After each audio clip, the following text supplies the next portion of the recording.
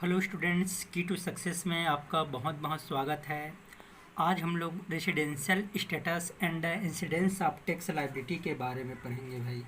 ठीक है, तो देखो इसमें क्या होता है। ऑर्डिनरी रेसिडेंट अगर मान ले जाए वो किसी गत वर्ष में या प्रीवियस ईयर में विभिन्न साधनों से इनकम जनरेट करता है। जैसे मान ले जाए अगर वो भारत में इनकम प्राप्त किया और भारत में अगर इनकम प्राप्त समझी जाए या उपार्जित हुई समझी जाए, है ना, क्या या इनकम अर्न हुआ है या रिसीव्ड हुआ है, तो ये तीनों कंडीशन में आएगा ऑर्डिनरी रेसिडेंट के। ऑर्डिनरी रेसिडेंट में भी आएगा, नॉन ऑर्डिनरी रेसिडेंट में आएगा और नॉन रेसिडेंट में भी आएगा भाई। मतलब ये सभी में आएगा। उसके बाद देखो नॉन ऑर्डिनरी रेसिडेंट में भी आएगा। तो चलो स्टार्ट करते हैं। Income earn in India and received in India, इसके मतलब होता है कि भारत में प्राप्त आय जो चाहे भारत के बाहर उपार्जित अथवा उदय हो, है। Income earn in India and received in India, India में उपार्जित हो रहा है और प्राप्त ही हो रहा है। तो इस केस में जो ऑर्डिनरी रेसिडेंट, इसको बोलते हैं साधारण निवासी। साधारण निवासी में भी आएगा, असाधारण निवासी में भी आएगा और किस में आएगा भाई, अनिवासी में भी आएगा। ये तीनों में आपका आएगा। किस कंडीशन में आएगा भाई, जब भारत में प्राप्त हो या प्राप्त हो समझी जाए। ठीक है, देखो ध्यान देना है क्या है यहाँ पे इम्पोर्टेंट पॉइंट। इनकम अर्न मतलब प्राप्त हुआ हो। Earn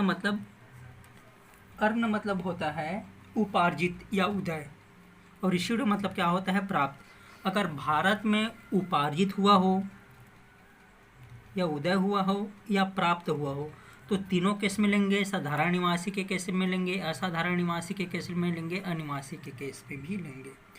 income not earn in India but received in India, अगर भारत में उपार्जित नहीं हुआ हो, भारत में उपार्जित या उदय नहीं हुआ हो, लेकिन प्राप्त कहाँ हुआ हो भाई, इंडिया में, तो पर भी ये तीनों कंडीशन में आएगा, तीनों में टैक्सेबल होगा। आए समझ में क्या पढ़े हैं। या भारत में उपार्जित या उदय हो या भारत में प्राप्त हो तो तीनों आएगा। लेकिन ये उपार्जित उदय नहीं हो रहा है लेकिन प्राप्त हो रहा है, इंडिया में प्राप्त दे दिया है ना, तो तीनों में आएगा। ठीक है, नेक्स्ट है income earn in India but not received in India. इसके मतलब है भारत में क्या हो रहा है, उपार्जित या उदय हो रहा है लेकिन प्राप्त नहीं हो रहा है, तो पर भी तीनों में आएगा।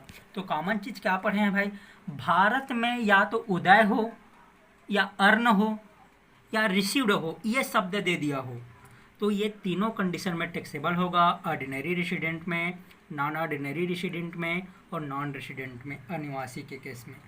बस ये लिख दिया हो कि भारत में प्राप्त हो या भारत में उदय हो। जैसे फर्स्ट वाले में क्या क्या मिसिंग है भाई, उपार्जित नहीं है लेकिन प्राप्त है, तो पर भी तीनों में आएगा। दूसरा में क्या है, उपार्जित तो हो रहा है लेकिन प्राप्त नहीं हो रहा है, तो पर भी तीनों में आएगा। यहाँ तक आप लोग को समझ में आ गया होगा। ठीक है, एक बार और बोलता हूँ ना, भारत में प्राप्त हो चाहे भारत के बाहर उपार्जित हो, उदय हो, तीनों में आएगा। और है जो भारत में प्राप्त हुई समझी जाए, भारत में प्राप्त हुई समझी जाए चाहे वो भारत के बाहर उदय हो, भारत के बाहर उदय हो, तो पर भी तीनों में आएगा। और ये कंडीशन क्या बोलते हैं भाई, उपार्जित और उदय समझी जाए, है ना, लेकिन वो प्राप्त कहाँ हो, इंडिया में हो, है ना। तो ये सबका समरी एक ही है, भारत में उदय या प्राप्त हो तो कहाँ आएगा, तीनों कंडीशन में आएगा। अब यहाँ पे देखना है चौथा पॉइंट में, नॉट अर्न, है ना, यहाँ उदय भी नहीं हो रहा है, उपार्जित भी नहीं हो रहा है इनकम, उदय और उपार्जित भी नहीं हो रहा है, नॉट रिसीव्ड इन इंडिया, और कहाँ प्राप्त नहीं हो रहा है भाई, इंडिया में भी प्राप्त नहीं हो रहा है। Income not earn in India, not received in India, तो पर भी कहाँ आएगा भाई, तो उसका जो दो कंडीशन है ना उसको देख लेते हैं। अब ये बोल रहा है नहीं भारत में उदय हो रहा है इनकम, नहीं यहाँ रिसीव्ड हो रहा है, तो कहाँ आएगा। अब उसका ये कंडीशन दे दिया है, but business and profession controlled from India, लेकिन जो व्यापार और जो प्रोफेशन है कहाँ से नियंत्रित हो रहा है, भारत में। देखो मेरा बिजनेस इंडिया में प्राप्त नहीं हो रहा है, नहीं यहाँ उदय नहीं हो रहा है। इसका मतलब है मेरा जो बिजनेस है कहाँ है भाई, विदेश में है, अमेरिका में है मान लो जाए, और न ही प्राप्त हो रहा है और न ही उदय हो रहा है, लेकिन उसका कंट्रोल और मैनेजमेंट नियंत्रण कहाँ है, इंडिया में है। तो ये दो कंडीशन में आएगा। कौन कौन से दो कंडीशन में आएगा भाई, ऑर्डिनरी और नॉन ऑर्डिनरी रेसिडेंट में आएगा, इसमें नहीं आएगा।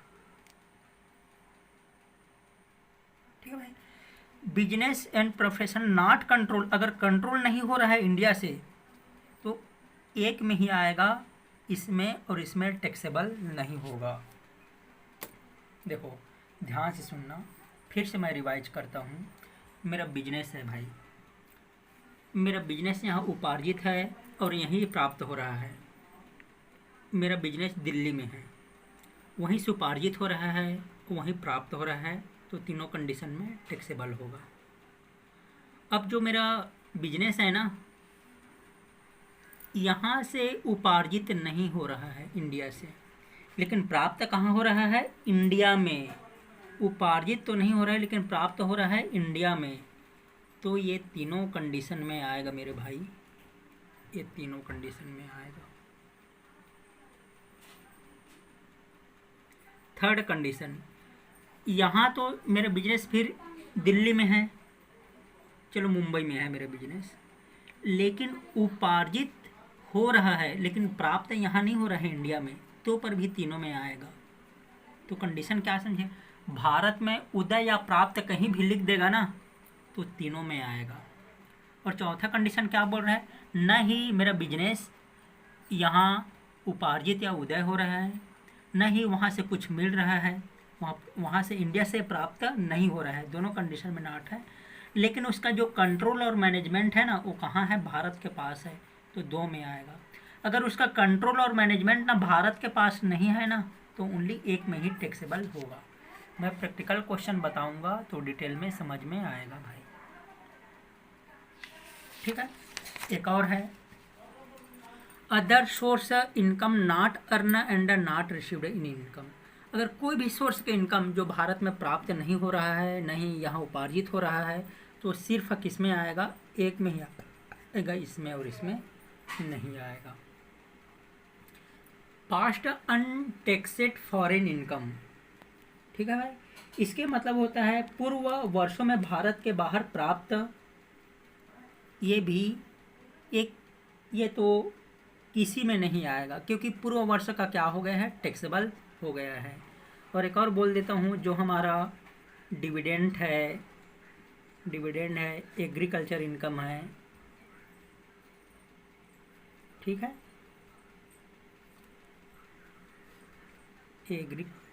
एग्रीकल्चरल इनकम है हमारा, ये सब क्या रहता है, एग्जम्प्ट रहता है, किसी में भी नहीं आएगा, ये भी किसी में भी नहीं आएगा।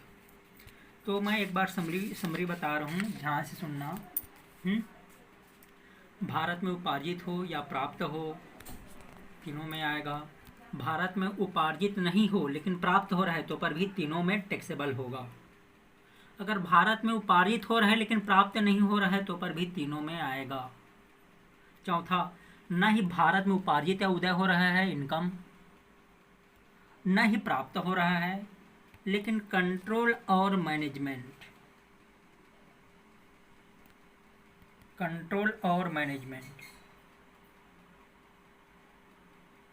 ठीक है, कंट्रोल और मैनेजमेंट इंडिया में है लेकिन प्राप्त भी नहीं हो रहा है, उदय भी नहीं हो रहा है, तो दो में आएगा। अगर कंट्रोल और मैनेजमेंट भारत में नहीं है तो ओनली एक में ही टैक्सेबल होगा। और एक बताया हूँ भाई कि जो अदर सोर्स का इनकम है, ना भारत में प्राप्त हो रहा है ना यहाँ उदय हो रहा है, तो ओनली एक में आएगा, बाकी दोनों में नहीं आएगा। पास्ट अनटैक्सेड फॉरेन इनकम, ये तीनों में नहीं आएगा। डिविडेंड और एग्रीकल्चर इनकम, ये क्या है हमारा, एग्जम्प्ट होगा। ठीक है भाई, तो ये हमारा टैक्सेबल इनकम हो गया।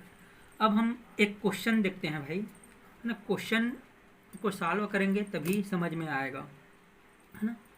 तो अभी हम लोग क्या पढ़ रहे थे, रेसिडेंशियल स्टेटस पढ़ रहे थे और उसका टैक्स लायबिलिटी पढ़ रहे थे, ठीक है।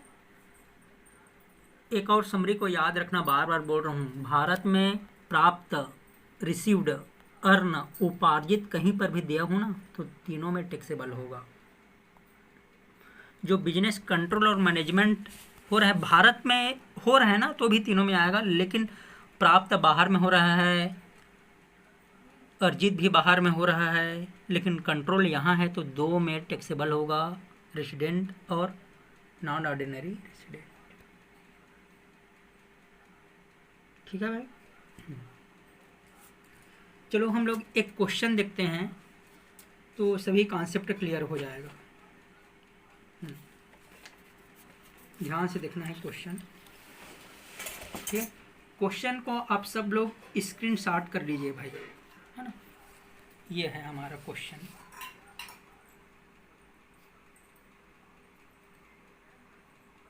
ठीक है, एक बार मैं क्वेश्चन को पढ़ दे रहा हूँ, उसके बाद क्वेश्चन को बनाऊंगा। ध्यान देना, सभी इस क्वेश्चन को स्क्रीनशॉट कर लेना, उसके बाद खुद से ही बनाना।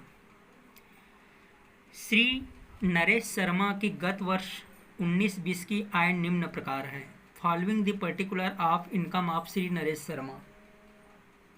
ठीक है, तो देखो भाई क्या क्या है। ये इसका जो पहला कंडीशन है, profit from business in England received in India. तो इंग्लैंड में व्यापार से लाभ जो भारत में प्राप्त हुआ, भारत में प्राप्त हो गए हैं ना भाई, प्राप्त सब दे दिया है, रिसीव्ड मतलब तीनों में आएगा, तीनों कंडीशन में टैक्सेबल होगा। ठीक है, income from house property in Pakistan received in India, फिर रिसीव्ड इन इंडिया दे दिया है भाई, जहाँ पे रिसीव्ड इन इंडिया या भारत में प्राप्त दे दिया है ना, तीनों में आएगा, तीनों में टैक्सेबल होगा।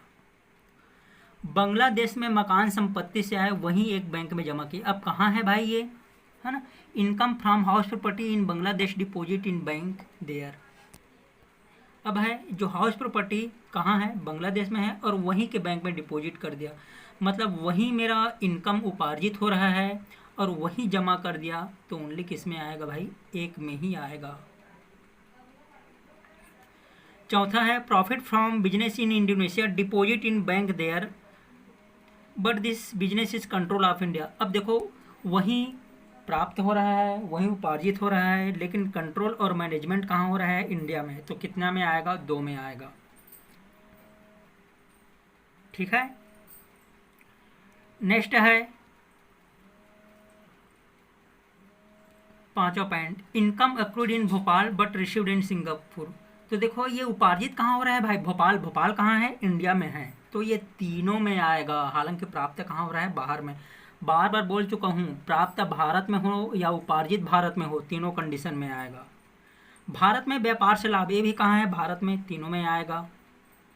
ठीक है, सातवां पॉइंट है पास्ट अनटैक्सेड फॉरेन इनकम। अब ये पास्ट वाला किसी में भी नहीं आएगा, क्योंकि पास्ट वाला एडजस्ट हो चुका है, ये किसी में नहीं आएगा। चलो इस क्वेश्चन को मैं बना देता हूँ, आप लोग इस क्वेश्चन को स्क्रीनशॉट कर लीजिए। ठीक है, अब इसको तीनों कंडीशन में बनाना है भाई। कौन कौन से तीनों कंडीशन में, रेसिडेंट, नॉन रेसिडेंट, है ना, और नॉन ऑर्डिनरी रेसिडेंट, ये तीनों कंडीशन में बनाना है। ठीक है, अब मैं क्वेश्चन को बनाता हूँ।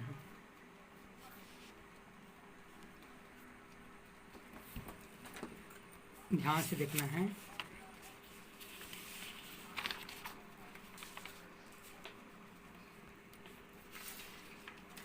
Computation of gross total income.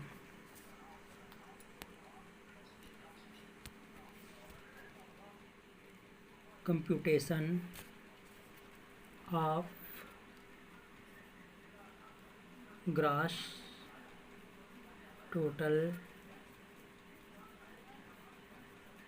Income. ठीक है भाई, असेसमेंट ईयर 2020-2021।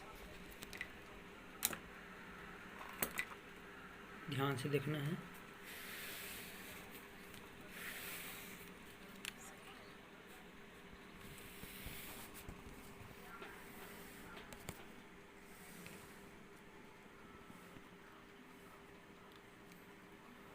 ये हमारा इनकम है, और दूसरा है ordinary resident, non ordinary resident और नॉन रेसिडेंट के केस में बनाना है भाई।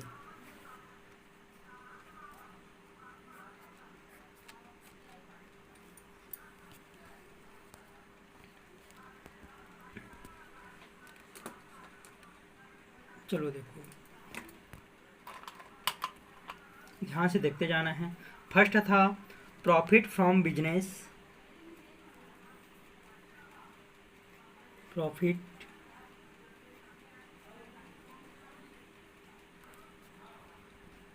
फ्रॉम बिजनेस, और क्या दिया है, in England,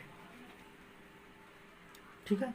received in India, कहाँ रिसीव हो रहा है, रिसीव्ड इन इंडिया, तो कहाँ कहाँ पे आएगा भाई, ये तीनों में आएगा। कितना प्रॉफिट था आपका, 12,000 है, 12,000, ये भी 12,000, कहाँ आएगा, तीनों में आएगा, ठीक है। क्योंकि रिसीव्ड कहाँ दिया है भाई, इंडिया में, जहाँ पे भी रिसीव्ड इन इंडिया दे दिया रहेगा या अर्न इन इंडिया दे दिया रहेगा तो तीनों में आएगा। दूसरा क्या बोल रहा है भाई, इनकम फ्रॉम हाउस प्रॉपर्टी इन पाकिस्तान, लेकिन रिसीव्ड कहाँ हो रहा है, इंडिया में। अब ध्यान से देना है ना, देखना है, इनकम फ्रॉम हाउस प्रॉपर्टी इन कहाँ है भाई, इन पाकिस्तान में है, पाक में है ना, पाकिस्तान पाक में है, ठीक है। लेकिन क्या बोल रहा है क्वेश्चन, रिसीव्ड इन इंडिया, मैं 10 बार बोल चुका हूँ, जहाँ पे रिसीव्ड इन इंडिया दिया रहेगा ना तो तीनों में लेना है। हालांकि जो हाउस प्रॉपर्टी मेरा कहाँ है, पाकिस्तान में है, लेकिन प्राप्त कहाँ हो रहा है, इंडिया में ही प्राप्त हो रहा है भाई, तो तीनों में आएगा। कितना आएगा, 2,000, 2,000, और ये भी कितना आएगा, 2,000, ठीक है। फिर हम लोग आगे क्वेश्चन को देखते हैं भाई।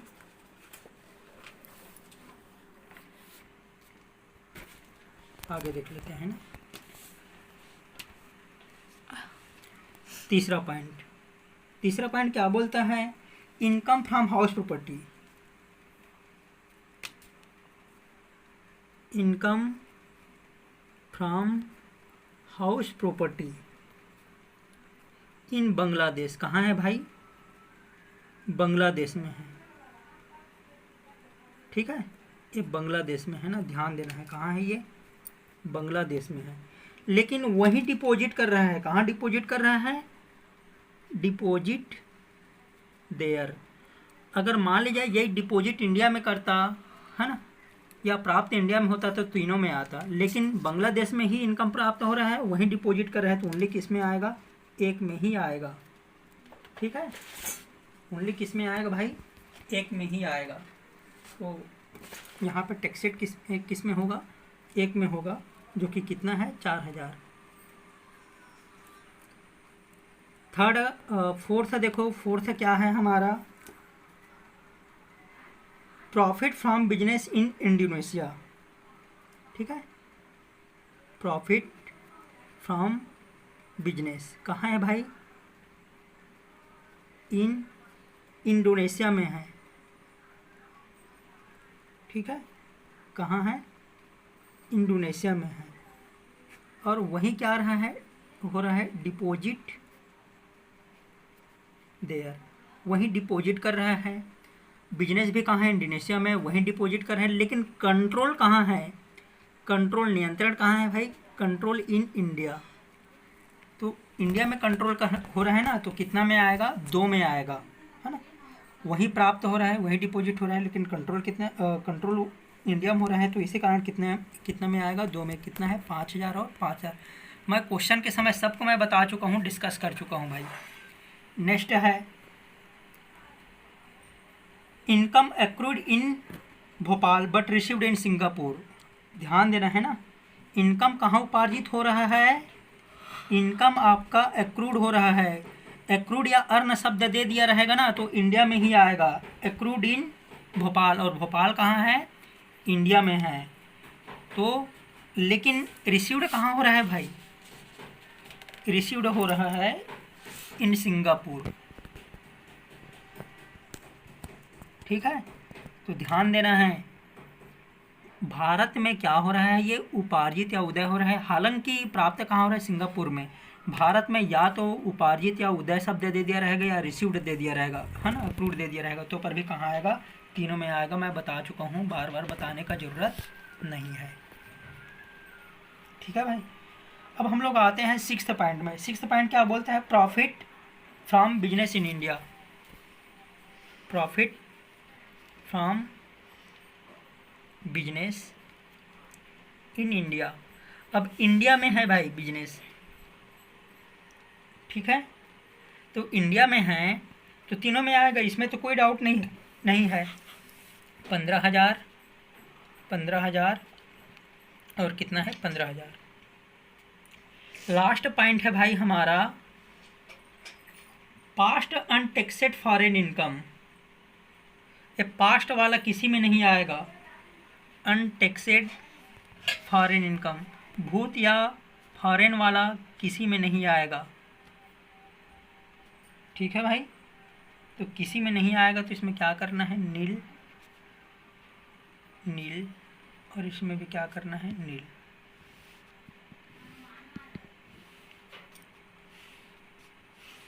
अब ये हम लोग टोटल कर देते हैं भाई।